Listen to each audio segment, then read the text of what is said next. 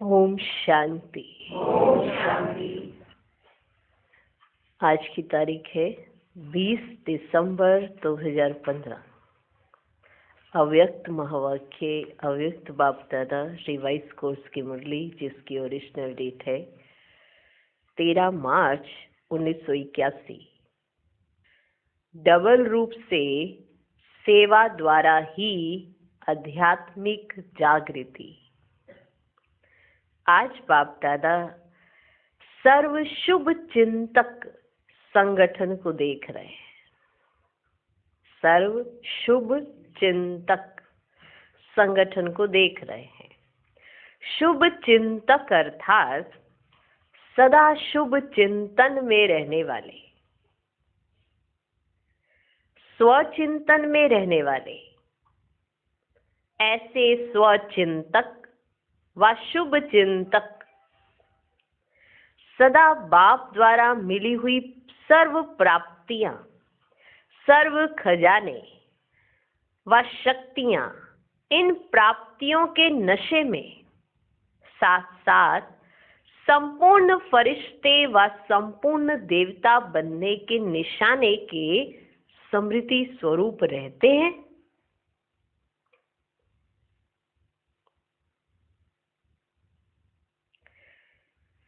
शुभ चिंतक अर्थात सदा शुभ चिंतन में रहने वाले, स्वचिंतन में रहने वाले। ऐसे स्वचिंतक व शुभ चिंतक सदा बाप द्वारा मिली हुई सर्व प्राप्तियां, सर्व खजाने व शक्तियां, इन प्राप्तियों के नशे में साथ साथ संपूर्ण फरिश्ते व संपूर्ण देवता बनने के निशाने के स्मृति स्वरूप रहते हैं।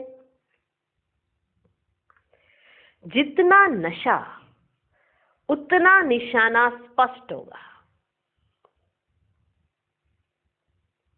जितना नशा उतना निशाना स्पष्ट होगा।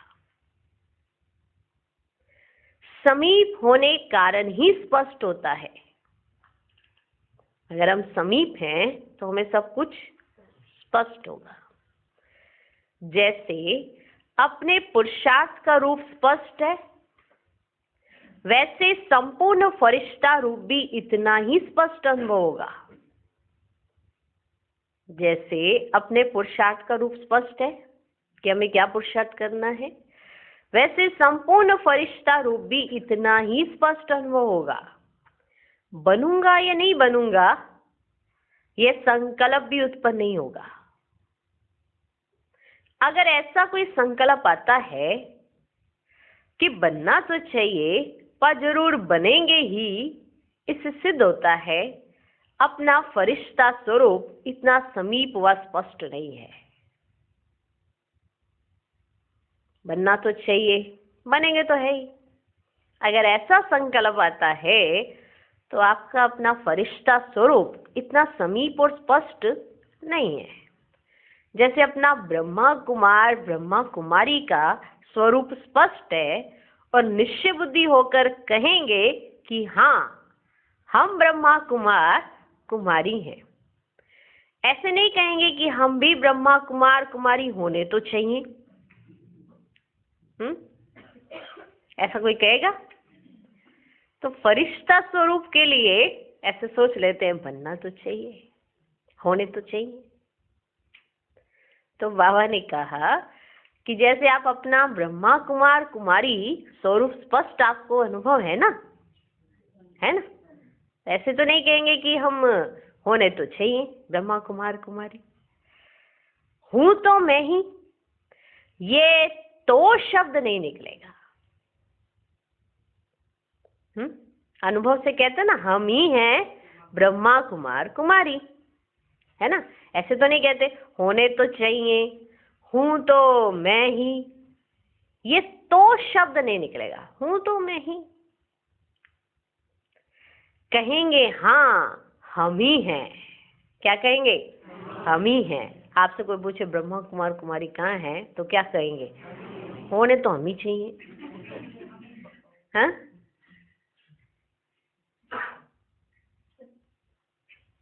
कहेंगे ऐसे क्या? तो समझ आया बाबा क्या कहना चाहते हैं कि जो आपका फरिश्ता स्वरूप है वो भी इतना ही स्पष्ट और समीप होना चाहिए आपको, जैसे आप बोलते हो ब्रह्मा कुमार कुमारी के लिए। तो जितना आप उसके नजदीक होंगे वो आपके मुख से निकलेगी वो बात। तो आप अंदाजा लगा सकते हो कि अभी आपका फरिश्ता स्वरूप कहाँ तक पहुंचा है आपके पास। कहेंगे ना, हाँ हम ही हैं क्या, ब्रह्मा कुमार कुमारी। क्वेश्चन नहीं उठेगा कि मैं हूं या नहीं हूं। कोई कितना भी क्रॉस एग्जामिन करे कि आप ब्रह्मा कुमार कुमारी नहीं हो, भारत के ही ब्रह्मा कुमार कुमारी हैं, बड़े बड़े महारथी ब्रह्मा कुमार कुमारी हैं। आप तो विदेशी क्रिश्चियन हो, ब्रह्मा तो भारत का है, आप कैसे ब्रह्मा कुमार कुमारी के बनेंगे। भले कितना भी कोई क्रॉस एग्जामिन करे फिर भी आप क्या कहेंगे, हम ही हैं। गलती से कृष्ण कुमार कुमारी के बदले ब्रह्मा कुमार कुमारी कहते हो। कोई आपको क्रॉस एग्जामिन कर रहा है तो फिर इस तरह से अगर कोई बोले कि आप ना गलती से ऐसे कहते हो, ऐसा कोई कहे तो मानेंगे? नहीं मानेंगे ना। निश्चय बुद्धि हो उत्तर देंगे कि ब्रह्मा कुमार कुमारी हम अभी के नहीं हैं लेकिन अनेक कल्पों के हैं, ऐसा निश्चय से उत्तर देंगे। कोई हम आज के ही नहीं है, हम तो कल्प कल्प बनते हैं, अनेक कल्पों के हम कौन है, ब्रह्मा कुमार कुमारी। इतना निश्चय से उत्तर देंगे ना। ऐसा निश्चय से पूछेंगे ना, कोई अगर आपसे क्रॉस एग्जामिन कर रहा है तो आप ऐसा निश्चय से बोलेंगे ना। वह कोई पूछेगा तो सोच में पड़ जाएंगे हम क्या है। ऐसा निश्चय से बोलेंगे ना, वह कोई पूछेगा तो सोच में पड़ जाएंगे। क्या करेंगे, क्या करेंगे, सोचेंगे। वह निश्चय से कहेंगे कि हम ही हैं। जैसे ये ब्रह्मा कुमार कुमारी का पक्का निश्चय है, स्पष्ट है, अनुभव है, ऐसे ही संपूर्ण फरिश्ता स्टेज भी इतनी क्लियर अनुभव में आती है। ऐसे ही संपूर्ण फरिश्ता स्टेज भी इतनी क्लियर अनुभव में आती है। आज पुरुषार्थी हैं, कल फरिश्ता। ऐसा पक्का निश्चय हो जो कोई भी इस निश्चय से टाल ना सके कि हाँ ये यही है। ऐसा पक्का निश्चय हो जो कोई भी इस निश्चय से टाल ना सके। ऐसे निश्चय बुद्धि हो, ऐसे निश्चय बुद्धि हो। फरिश्ते स्वरूप की तस्वीर स्पष्ट सामने है। फरिश्ते स्वरूप की स्पष्ट तस्वीर सामने है। फरिश्ते स्वरूप की स्मृति, वृत्ति, दृष्टि, कृति व फरिश्ते स्वरूप की सेवा क्या होती है उसकी अनुभूति है। फरिश्ते स्वरूप की स्मृति, वृत्ति, दृष्टि, कृति व फरिश्ते स्वरूप की सेवा क्या होती है उसकी अनुभूति है। क्योंकि ब्रह्मा कुमार व कुमारी स्वरूप की सेवा का रूप तो हर एक यथाशक्ति अनुभव कर रहा है। ब्रह्मा कुमार कुमारी का उस स्वरूप से सेवा तो यथाशक्ति सब अनुभव कर रहा है। इस सेवा का परिणाम आदि से अब तक देख लिया। कौन से स्वरूप का? ब्रह्मा कुमार कुमारी के स्वरूप से सेवा करने का। तो इस सेवा का परिणाम तो आदि से अब तक देख लिया। इस रूप की सेवा की भी आवश्यकता थी जो हुई और हो भी रही है, होती भी रहेगी। आगे चल समय और आत्माओं की इच्छा की आवश्यकताएं अनुसार डबल रूप के सेवा की आवश्यकता होगी। समय की आवश्यकता और आत्माओं की आवश्यकता। आगे चल समय और आत्माओं की इच्छा की आवश्यकता अनुसार डबल रूप के सेवा की आवश्यकता होगी। एक ब्रह्मा कुमार कुमारी स्वरूप अर्थात साकारी स्वरूप की दूसरी सूक्ष्म आकारी फरिश्ते स्वरूप की। माना डबल सेवा कौन सी होगी? एक ब्रह्मा कुमार कुमारी स्वरूप अर्थात साकारी स्वरूप की, जब कई साकारी स्वरूप है। दूसरी सूक्ष्म आकारी फरिश्ते स्वरूप की, जैसे ब्रह्मा बाप की दोनों ही सेवाएं देखी, साकार रूप की भी और फरिश्ते रूप की भी। साकार रूप की सेवा से अव्यक्त रूप के सेवा की स्पीड तेज है, यह तो जानते हो, अनुभवी हो ना। अब अव्यक्त ब्रह्मा बाप अव्यक्त रूपधारी बन अर्थात फरिश्ता रूप बन बच्चों को अव्यक्त फरिश्ते स्वरूप की स्टेज में खींच रहे हैं। फॉलो फादर करना तो आता है ना। फरिश्ते स्वरूप की स्टेज में बाबा बच्चों को खींच रहे हैं, फॉलो फादर करना तो आता है ना। ऐसे तो नहीं सोचते हम भी शरीर छोड़ अव्यक्त बन जावें, इसमें फॉलो नहीं करना है। इसमें फॉलो नहीं करना कि सोचे हम भी शरीर छोड़े और बाबा के पास ऐसे जाके बैठ जाएंगे, इसमें फॉलो नहीं करना। ब्रह्मा बाप फरिश्ता बना ही इसलिए कि अव्यक्त रूप का एग्जाम्पल देख फॉलो सहज कर सको। ब्रह्मा बाबा अव्यक्त हुए इसीलिए कि हम सब बच्चे अव्यक्त स्वरूप को देख सके और उनको फॉलो कर सके। ऐसे एग्जाम्पल ब्रह्मा बाबा बने, हम उन्हें फॉलो कर सके और फॉलो हमारे लिए करना सहज हो सके, क्योंकि हमारे सामने तो एग्जाम्पल है, तो उनको करना, हम बच्चों को करना तो सहज है, फॉलो करना सहज है ना। साकार रूप करना तो आता है ना, साकार रूप करना तो आता है ना। ऐसे तो नहीं सोचते हम भी शरीर छोड़ अव्यक्त बन जावें, इसमें फॉलो नहीं करना। ब्रह्मा बाप फरिश्ता बना ही इसलिए है कि अव्यक्त रूप का एग्जाम्पल देख फॉलो सहज कर सको, कि उनको फॉलो सहज कर सके। साकार रूप में ना होते हुए भी फरिश्ते रूप से साकार रूप समान ही साक्षात्कार कराते हैं ना। बाबा साकार रूप में नहीं है, लेकिन वो हमें साकार स्वरूप में ऐसे अनुभव होते हैं ना, फरिश्ते स्वरूप में ही साकार रूप समान ही साक्षात्कार कराते हैं ना। विशेष विदेशियों को अनुभव है, मधुबन में साकार ब्रह्मा की अनुभूति करते हो ना, कमरे में जाकर के रूढ़ियान करते हो ना। चित्र दिखाई देता है या चैतन्य दिखाई देता है? चित्र दिखाई देता है या चैतन्य दिखाई देता है? कमरे में जाकर के रूढ़ियान करते हो ना, अनुभव होता है तब तो जिगर से कहते हो ब्रह्मा बाबा। अनुभव होता है तभी तो जिगर से कहते हो ना ब्रह्मा बाबा, मेरा ब्रह्मा बाबा।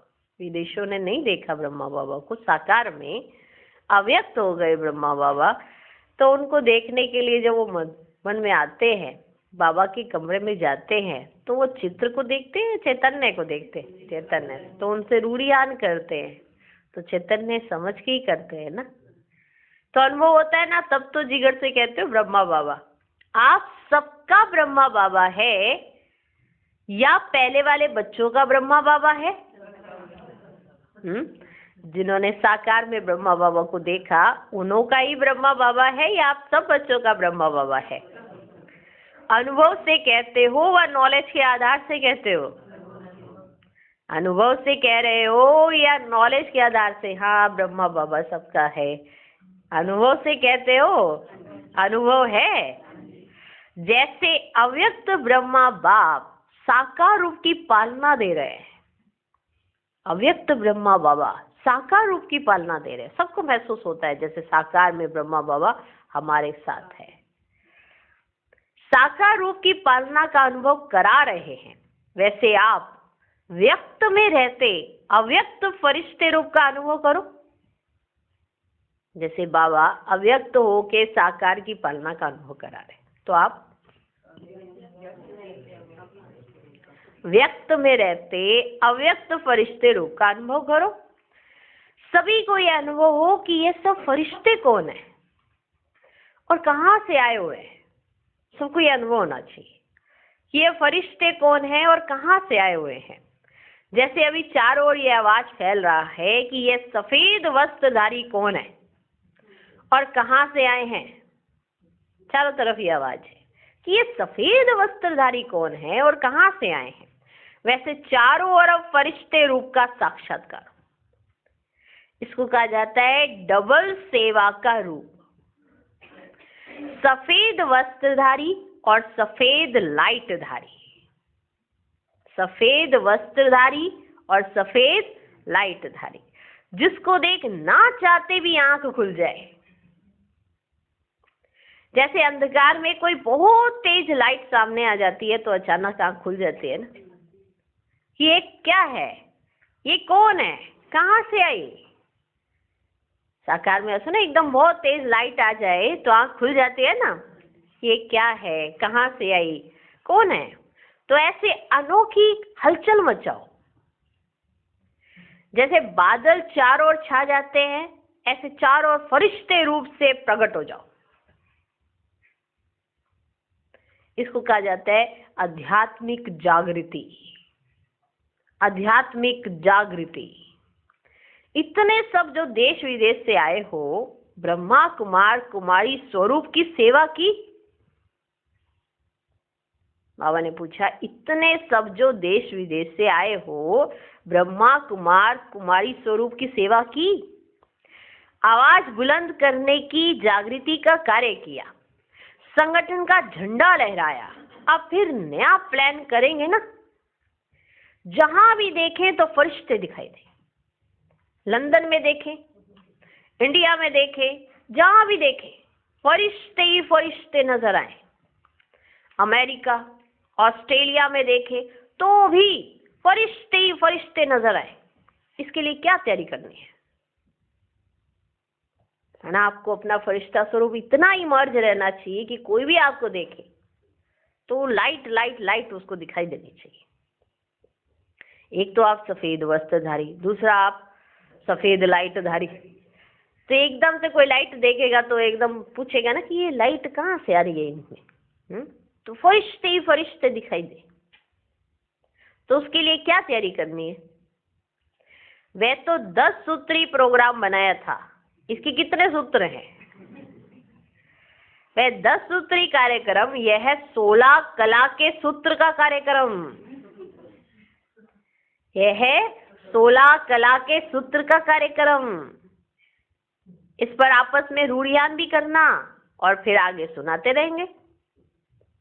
आप पहले आपस में रूढ़ियान करना, ये 16 कला के सूत्र का कार्यक्रम कैसे पूरा करना है, फिर हम आपको आगे सुनाते रहेंगे। बाबा कहते हैं प्लान बताया, अब प्रोग्राम बनाना। मुख्य थीम बता दी है, अब डिटेल प्रोग्राम बनाना। कौन सा? 16 कला के सूत्र का कार्यक्रम। प्लान आपको बता दिया है, मुख्य थीम आपको बता दी है, वो है 16 कला के सूत्र का कार्यक्रम। 16 कला संपन्न बनेंगे, फरिश्ता बनेंगे, तभी दूसरों को नजर आएंगे, तभी सब कहेंगे फरिश्ते ही फरिश्ते, फरिश्ते ही फरिश्ते। फरिश्ते ऐसे माना एकदम शांत शीतल हल्के, एकदम लाइट माइट से संपन्न। आहा, कितना अच्छा लगता है। गात बोलते हुए इतना अच्छा लगता है जब दिखाई देते हैं तो, है ना। ये कितनी हल्की आत्मा है। हल्की माना इसके पास ऐसी कोई बातें नहीं है, कुछ ऐसा नहीं है, ये अपने बाबा के साथ मस्त रहती है। हल्की आत्मा, किसी के लिए इसके मन में कोई वो नहीं है, ना घृणा है, ना द्वेष है, ना ईर्ष्या है, ऐसा कोई भाव ही नहीं है इसके मन में। बड़ी हल्की आत्मा है। हल्की बारी समझ में आई।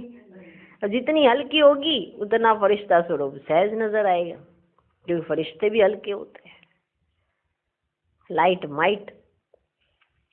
तो आपको थीम बता दी है, थीम है 16 कला के सूत्र का कार्यक्रम। इस पर आपस में भी रूढ़ियान करना और फिर आगे सुनाते रहेंगे। प्लान बताया, अब प्रोग्राम बनाना। मुख्य थीम बता दी है, अब डिटेल प्रोग्राम बनाना।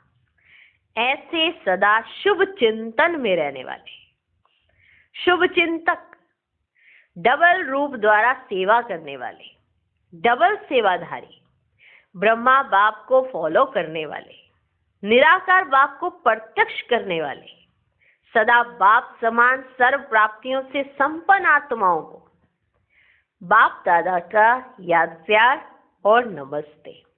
हम रूहानी बच्चों की भी रूहानी बाप दादा को नमस्ते नमस्ते नमस्ते। Good morning good morning good morning. Teachers के साथ, टीचर्स तो हैं ही सदा भरपूर आत्माएं। ड्रामा अनुसार निमित्त बने हो, अच्छी मेहनत कर रहे हो और आगे भी करते ही रहेंगे। रिजल्ट अच्छी है और भी अच्छी होगी। समय समीप होने के कारण जल्दी जल्दी सेवा का विस्तार बढ़ता ही जाएगा, क्योंकि संगम पर ही त्रेता के अंत तक की प्रजा, रॉयल फैमिली और साथ साथ कलयुग के अंत तक की अपने धर्म की आत्माएं तैयार करनी है ना। संगम पर ही त्रेता के अंत तक की प्रजा, रॉयल फैमिली और साथ साथ कलयुग के अंत तक की अपने धर्म की आत्माएं तैयार करनी है। विदेश के सभी स्थान पिकनिक के स्थान बनेंगे, लेकिन ब्राह्मण आत्माएं तो राजाई घराने में आएंगी। वहां राजाई नहीं करनी है, राजाई तो यहाँ करेंगे। सब अच्छी सेवा कर रहे हो, लेकिन अभी और भी सेवा में मनसा सेवा पावरफुल कैसे हो, इसका विशेष प्लान बनाओ। बाबा कहते विदेश के सभी स्थान पिकनिक के स्थान बनेंगे, लेकिन ब्राह्मण आत्माएं तो राजाई घराने में आएंगी। वहां राजाई नहीं करनी है, राजाई तो यहाँ करेंगे। माना विदेश में राजाई नहीं करनी है, राजाई तो यहाँ करेंगे। सब अच्छी सेवा कर रहे हो, लेकिन अभी और भी सेवा में मनसा सेवा पावरफुल कैसे हो, मनसा सेवा पावरफुल कैसे हो, इसका विशेष प्लान बनाओ। वाचा के साथ साथ मनसा सेवा भी बहुत दूर तक कार्य कर सकती है। जैसे वाचा बहुत दूर तक कार्य कर सकती है, वैसे मनसा बहुत दूर तक कार्य कर सकती है। ऐसे अनुभव होगा जैसे आजकल फ्लाइंग saucer देखते हैं, वैसे आप सबका फरिश्ता स्वरूप चारों ओर देखने में आएगा और आवाज निकलेगा कि ये कौन है जो चक्र लगाते हैं। इस पर भी रिसर्च करेंगे कि ये कौन है जो चक्कर लगाते हैं, इस पर भी रिसर्च करेंगे।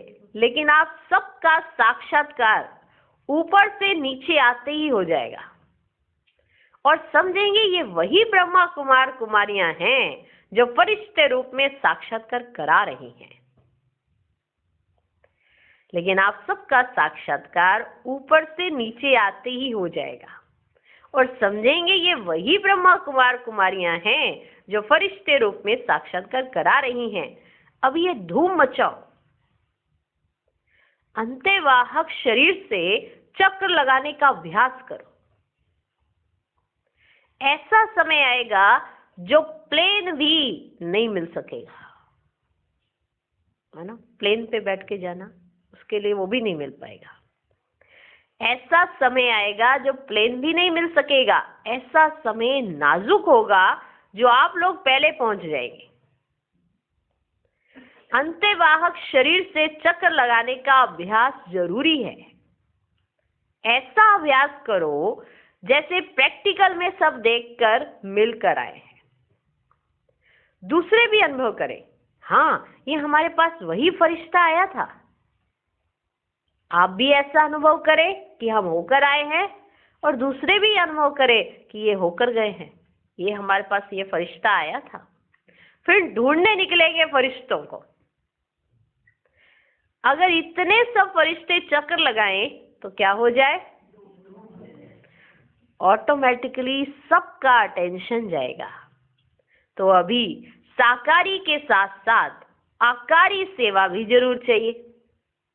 अच्छा, अभी अमृत वेले शरीर से डिटैच होकर चक्कर लगाओ।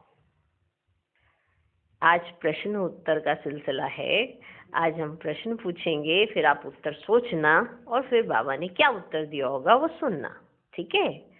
पहला प्रश्न, सबसे सबसे बड़े से बड़ी सेवा कौन सी है जो तुम रूहानी सेवाधारियों को जरूर करनी है?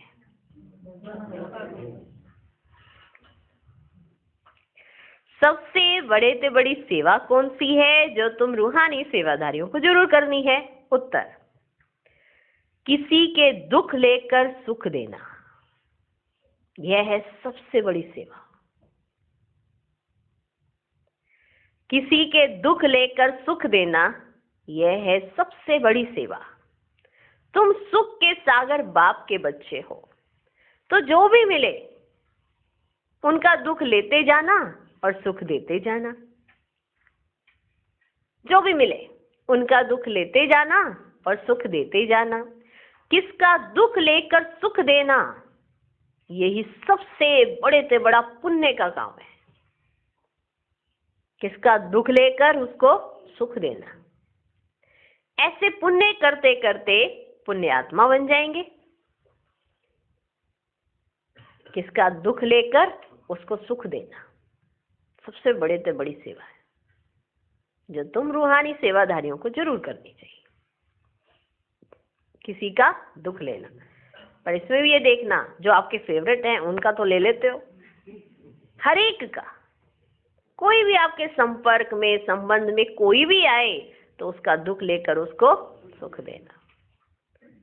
हर एक का, क्योंकि हर एक आत्मा है, हर एक आत्मा कहीं ना कहीं दुखी है और आपके पास सुख का सागर परम पिता परमात्मा है। उनसे मिलवा दो, वो सदा सुखी हो जाएंगी। तो किसी का दुख देखकर दुखी होना नहीं है, आपको उनको सुख देना है। आपने किसी का दुख देखा तो आप भी दुखी होकर उनके साथ ही रोने लग गए, ऐसे नहीं, कमजोर नहीं। दुख देखा तो उनको सुख देकर आओ, सुखी करके आओ। माना बाबा से मिला दो। तो किसी के दुख को देखकर दुखी नहीं होना, उसका दुख लेकर उसको सुख दे देना, ये आपकी सेवा है। दूसरा प्रश्न है, ब्राह्मणपन की व मर्जीवा जन्म की पहली पहली छाप कौन सी है? उसकी निशानियां क्या होंगी? उत्तर, पहले पहले जब ब्रह्मा मुख वंशावली ब्राह्मण बने तो ब्रह्मा कुमार ब्रह्मा कुमारी की छाप लगी, है ना। जैसे परिचय मिला ना तो क्या हुआ, आप क्या कहलाने लगे? ब्रह्मा कुमार ब्रह्मा कुमारी, ये छाप लगी। ब्रह्मा कुमार कुमारी अर्थात हर संकल्प, बोल, कर्म, संबंध, संपर्क और सेवा सभी में ब्राह्मण स्टेज के प्रमाण प्रैक्टिकल लाइफ में चलने वाले, कि जो रियल में ब्राह्मण होते हैं उनकी प्रैक्टिकल लाइफ वो दिखाई दे, माना उसमें चलने वाले। उनके संकल्प, बोल, कर्म, संबंध, संपर्क, सेवा सभी में ब्राह्मण स्टेज के प्रमाण प्रैक्टिकल लाइफ में चलने वाले। कोई भी शूद्रपन का संस्कार दिखाई ना दे, ये निशानी होगी ना। जैसे ही बन गए ब्रह्मा कुमार ब्रह्मा कुमारी, कोई भी शूद्रपने का संस्कार दिखाई ना दे। ब्राह्मण रूप में हर कर्म व हर संकल्प ब्रह्मा बाप के समान हो, जैसा बाप वैसे बच्चे। आपके हर ब्राह्मण रूप में जो आपके हर कर्म है और हर संकल्प है वह ब्रह्मा बाप के समान होने चाहिए, क्योंकि जैसा बाप वैसे बच्चे। जो स्वभाव, संस्कार या संकल्प बाप का है वही बच्चों का हो। जो बाप का है स्वभाव, संस्कार और संकल्प, जो बाप का है स्वभाव, संस्कार और संकल्प वही बच्चों का हो। जैसे बाप के व्यर्थ व कमजोर संकल्प उत्पन्न ही नहीं होते, जैसे बाबा के कमजोर या व्यर्थ संकल्प उत्पन्न ही नहीं होते, बाप अचल, अटल, अडोल स्थिति में सदा स्थित है, तो ब्राह्मणों का व बच्चों का फर्ज है फॉलो फादर करना। तो बच्चों के भी व्यर्थ नहीं होने चाहिए, नेगेटिव नहीं होने चाहिए, नहीं होने चाहिए, क्योंकि जैसा बाप वैसा बच्चा बनना है। मेरा बाबा कैसा है मुझे वैसा बनना है। जिसकी अंदर दिल में धुन लगी रहेगी मेरा बाबा ऐसा है, तो बच्चा वैसा बन जाएगा, है ना, है ना। जैसे लौकिक में भी किसी बच्चे को अपने पिता बहुत प्यारे लगते हैं, बहुत अच्छे लगते हैं, तो वो कदम कदम पर उन्हीं को फॉलो करता है। तो हमको तो हमारे परम पिता और ब्रह्मा पिता, आदि पिता कितने प्यारे लगते हैं, तो हम उन्हीं को फॉलो करेंगे। तो जैसा बाप ऐसा बच्चा, बस फॉलो फादर करना है। ठीक। तीसरा प्रश्न, फॉलो फादर का यथार्थ अर्थ क्या है? फॉलो फादर का यथार्थ अर्थ क्या है? ये समझ आ गया, फॉलो फादर करना है, पर फॉलो फादर का यथार्थ अर्थ क्या है, ये भी एक प्रश्न है। अब इसका उत्तर कौन देगा? और फॉलो फादर का यथार्थ अर्थ क्या है? उत्तर, फॉलो फादर अर्थात सिर्फ यह नहीं कि ईश्वरीय सेवाधारी बन गए, लेकिन फॉलो फादर अर्थात हर कदम पर व हर संकल्प में फॉलो ब्रह्मा बाप। हर कदम में, हर संकल्प में, जो भी संकल्प आए तो पहले देखो ब्रह्मा बाबा होते तो ऐसा सोचते जो मैं सोच रही आत्मा। फॉलो ब्रह्मा बाबा, हर संकल्प में फॉलो ब्रह्मा बाबा, हर कदम में फॉलो ब्रह्मा बाबा। जैसे बाप के ईश्वरीय संस्कार, दिव्य स्वभाव, दिव्य वृत्ति व दिव्य दृष्टि सदा है, वैसे ही वृत्ति, दृष्टि, स्वभाव व संस्कारों ऐसे ईश्वरीय सीरत वाली सूरतों। ईश्वरीय सीरत माना बाबा जैसे गुण ही आ गए हैं, उसे कहते हैं ईश्वरीय सीरत, माना ये गुणवान है। हाँ ईश्वर नहीं है, लेकिन ये ईश्वरीय सीरत वाली आत्मा है। जैसा बाबा है ना, बाबा को देखना हो तो इस बच्चे को देख लो कि बाबा क्या करते हैं, बाबा कैसे हैं। तो बच्चा सामने आ जाए तो अंदाजा लगाया जाता है बाबा कैसे होंगे। बाबा ऐसा चाहते हैं, ऐसा फॉलो। कमाल हो जाए ना, इतनी बड़ी कमाल है, ये हम कर रहे हैं कमाल ऐसी। हर कदम पर व हर संकल्प में फॉलो ब्रह्मा बाप। जैसे ही बाप के ईश्वरीय संस्कार, दिव्य स्वभाव, दिव्य वृत्ति व दिव्य दृष्टि सदा है, वैसे ही वृत्ति, दृष्टि, स्वभाव व संस्कारों ऐसी ईश्वरीय सीरत वाली सूरतों, जिस सूरत द्वारा बाप के गुणों और कर्तव्यों की रूपरेखा दिखाई दे। बाबा के गुण कौन कौन से हैं? तो बाबा तो आते हैं, मिलते हैं, हम सब देखते हैं, लेकिन जो बाबा के बच्चों में गुण हैं वो तो बाबा के गुण है ना। ऐसा मैं ट्रांसपेरेंट हूं, दिखाई दे बाप के गुण और कर्तव्य मुझसे, ऐसी रूपरेखा। जैसे बाप के गुणगान करते हो या चरित्र गुण वर्णन करते हो, वैसे ही अपने में वह सर्वगुण धारण हो। जैसे हम कहते हैं ना बाबा ऐसे हैं, बाबा ऐसे हैं, तो वो सारे के सारे गुण हमारे में भी होने चाहिए ना, क्योंकि हम बाप के बच्चे हैं। बाबा कब खुश होंगे? जब मेरा बच्चा मेरे जैसा बन जाएगा। तो ये है यथार्थ फॉलो फादर। हम सब कहते हैं हम फॉलो कर रहे हैं, क्या फॉलो कर रहे हैं? जो चीज ठीक लगी वो फॉलो कर दिए, और जिस चीज में थोड़ी सी मेहनत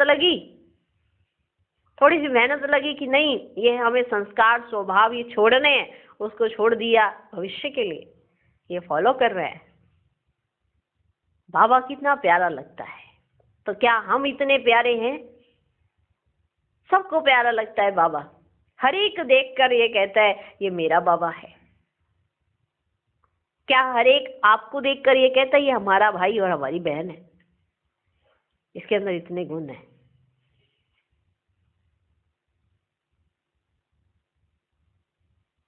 हर एक अपनी जगह पर ऐसा स्थापित कर सकता है, अगर माने तो। सब कुछ करके बाबा ने दिखाया है। ऐसे फॉलो फादर करना है। फॉलो फादर अर्थात सिर्फ यह नहीं कि हम ईश्वरीय सेवादारी बन गए, समर्पित हो गए, हम हो गए जी फॉलो फादर, हमने भी सब कुछ अपना तन मन धन लगा दिया है और उसके बाद अपनी मनमर्जी पर चलते हैं। इसको फॉलो फादर नहीं कहेंगे।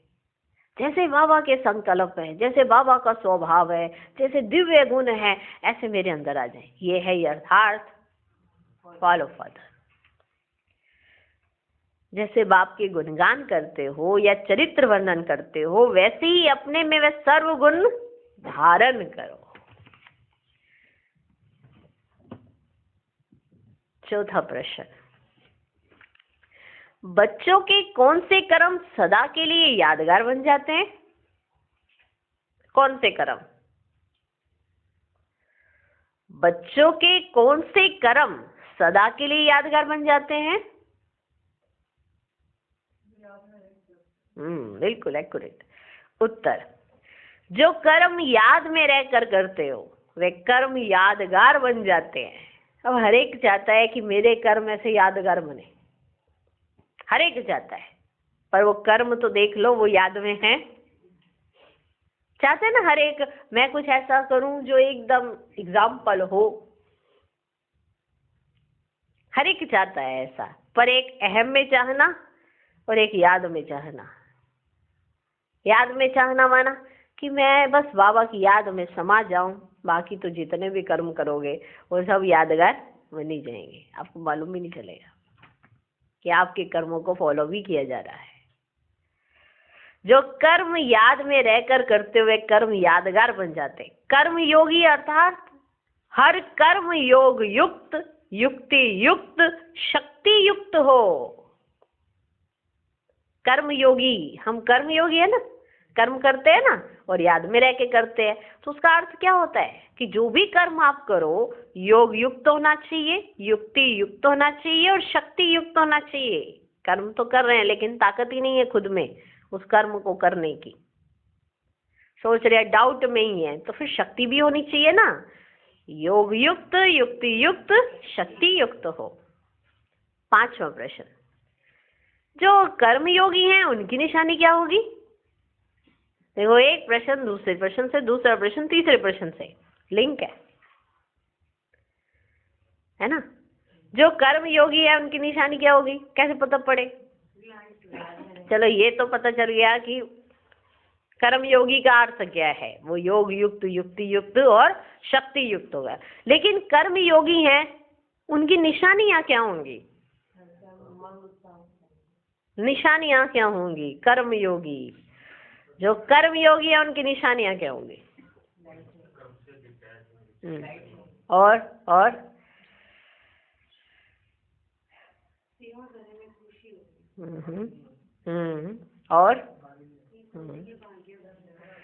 चलो उत्तर, उन्हें कोई भी कर्म अपनी ओर आकर्षित नहीं कर सकता। उन्हें कोई भी कर्म अपनी ओर आकर्षित नहीं कर सकता। योगी अपनी योग शक्ति से कर्मेंद्रियों द्वारा कर्म कराता है। कर्म योगी हो माना योग में रहकर कर्म कर रहे हो, तो एक तो कर्म के आकर्षित नहीं होंगे आप, माना उसके प्रभाव में आपकी याद नहीं भूलेगी। आप याद में रहकर कर्म कर रहे हो, कर्म में याद नहीं है, याद में रहकर कर्म कर रहे हो। कर्म कर रहे हैं फिर याद करेंगे तो याद घड़ी घड़ी भूलती जाएगी, ठीक है ना। आप याद में रहकर कर्म कर रहे हो। उन्हें कोई भी कर्म अपनी ओर आकर्षित नहीं कर सकता। योगी अपनी योग शक्ति से कर्मेंद्रियों द्वारा कर्म कराता है। जो कर्म के वश होकर चलने वाले हैं उन्हें कर्म योगी नहीं कर्म भोगी कहेंगे, ठीक है। कर्म के आकर्षित नहीं होंगे। और जो कर्म के वश होकर चलने वाले हैं उन्हें कर्म योगी नहीं कर्म भोगी कहेंगे, क्योंकि जो कर्म के भोग के वश हो जाते हैं, अर्थात कर्म के भोग भोगने में अच्छे व बुरे के कर्म के वशीभूत हो जाते हैं, वे योगी नहीं कहला सकते। मेरा कर्म अच्छा हुआ, मेरा बुरा हुआ, इसने मुझे ऐसे कह दिया, उसने मुझे ऐसे कह दिया। वो योगी थोड़ा था उस समय, वो तो कर्म के वशीभूत था कि मैं जो काम कर रही हूँ आत्मा पता नहीं अच्छी है पता नहीं बुरी है, अच्छी बुरी इसके चक्कर में फंस जाते हैं। कर्म में योग नहीं है शामिल, तो कर्म के प्रभाव में आ जाते हैं, अच्छा है या बुरा है। अर्थात कर्म के भोग भोगने में अच्छे व बुरे के कर्म के वशीभूत हो जाते हैं, वे योगी नहीं कहला सकते। आप राजयोगी आत्माएं कभी कर्म के अधीन, कर्मों के परतंत्र नहीं हो सकते। कर्म योगी हैं, आप योग में कर्म कर रहे हो, माना याद की यात्रा में रहते हुए आप कर्म कर रहे हो, तो आप कर्मों के वशीभूत नहीं होंगे ना। आप खुद अनुभव कर लो, आपने अनुभव भी किया होगा, कभी आपका योग बहुत अच्छा लगा होता है और आप सारे कर्म कर रहे होते हो, आप कर्मों के प्रति अटैच नहीं होते हो जब आपका योग लगा हुआ होता है। जब आप कर्म के प्रति ध्यान दे रहे होते हो और फिर बाबा को कहते बाबा आओ ना, तो उस समय कर्म की अच्छी या बुरी हर रिजल्ट के ऊपर आपका प्रभाव पड़ जाता है। आप ये ध्यान देते हो पता नहीं अच्छा हो रहा है कि नहीं हो रहा है, अब उस समय याद में नहीं हो, आप कर्म के वशीभूत हो। उस समय आप कर्म योगी नहीं हो, कर्म भोगी हो, तो उसके अच्छे या बुरे के परिणाम के वशीभूत हो जाते हो, तो वे योगी नहीं कहला सकते।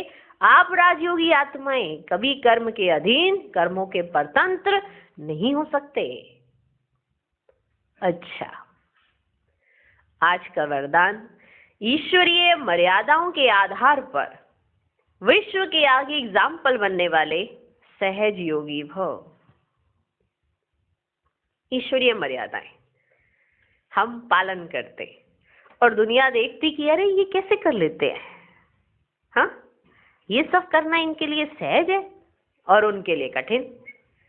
और वो इस जो भी आप करते हो, मानो जैसे सुबह उठने तक से लगाओ, दुनिया इस समय सोई पड़ी होगी, आप बाबा के ज्ञान मंथन कर रहे हो, ज्ञान सुन रहे हो, मुरली का आनंद ले रहे हो, सब कुछ कर रहे हो, ठीक है, और दुनिया सोई पड़ी होगी। तो वो ये अंदर से तो महसूस करती है कि अरे ये तो माना कोई अच्छा कार्य ही कर रहे हैं, हम नहीं कर सकते हैं उस तरह से, तो वो आप उनके सामने एक एग्जाम्पल हो।